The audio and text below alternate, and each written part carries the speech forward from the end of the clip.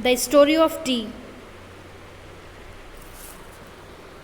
Let us begin with the question: can you name the most widely consumed beverage in the world after water? Perhaps many of you have guessed the answer.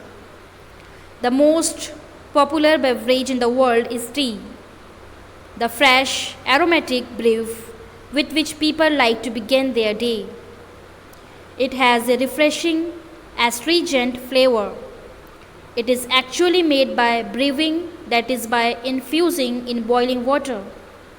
The leaves and shoots of a plant whose botanical name is the Camellia sinensis. The leaves are at first dried, cured, and processed before they are packed and sold to us.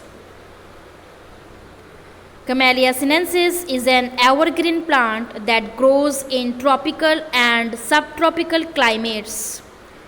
Tea plants require at least 100 to 125 centimeter of rainfall a year and prefer acidic soils.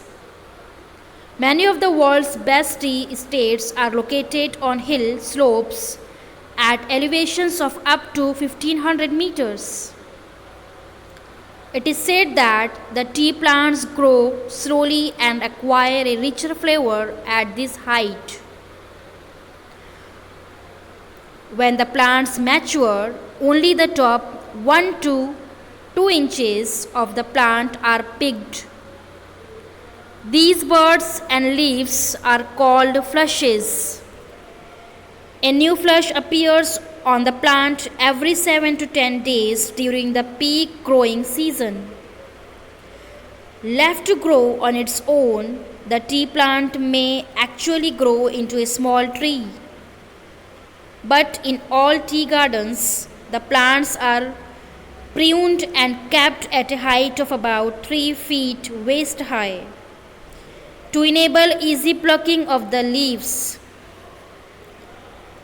The teas we buy are usually classified according to their leaf size. Accordingly, we have Assam type of tea characterized by the largest leaves, China type characterized by the smallest leaf, and Cambodge characterized by leaves of intermediate size. We have three very distinct and different tea growing regions in India. Each of these regions is famous for the special type of tea it produces.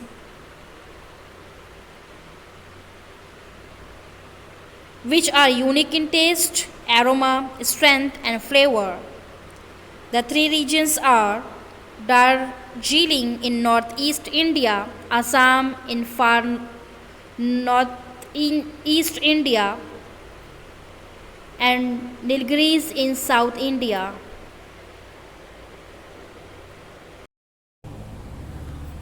Most people agree that tea is a refreshing drink.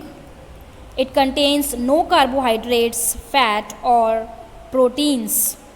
What gives tea its special and distinctive flavor is theanine as well as caffeine, which give the drink its stimulating quality.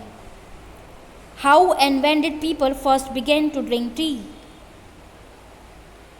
An amusing story has come down to us from Chinese legends.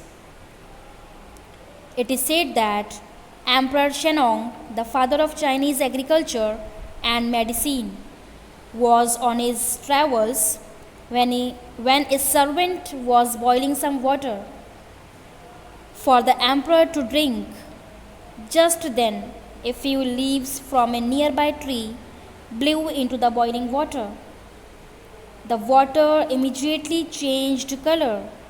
On drinking the water, the emperor was amazed by the rich flavor and the refreshing quality of the resulting infusion. Excited by the unknown plant and its amazing flavor, he carried out further investigations and discovered that Tea had many healing and restorative properties and could also be used as an antidote to certain poisons. Yet another legend tells us that it was a Buddhist monk named Bodhidharma who was the first to use tea as a drink. He was keen to find a herb or a medicinal plant which would help him stay awake and alert for long periods of time in prayer and meditation. After considerable search and trial, he found that chewing leaves from the tea shrub acted as a stimulant, helping him stay awake. It was he who introduced tea among his disciples in China. It is said that Japanese priests studying under Buddhist teachers in China carried tea seeds and leaves back home with them. Turkish traders also began to bargain for tea on the border of Mongolia. In fact, the story goes that the Chinese Emperor Yi Sung was so taken up with tea that he set up a research into the best tea.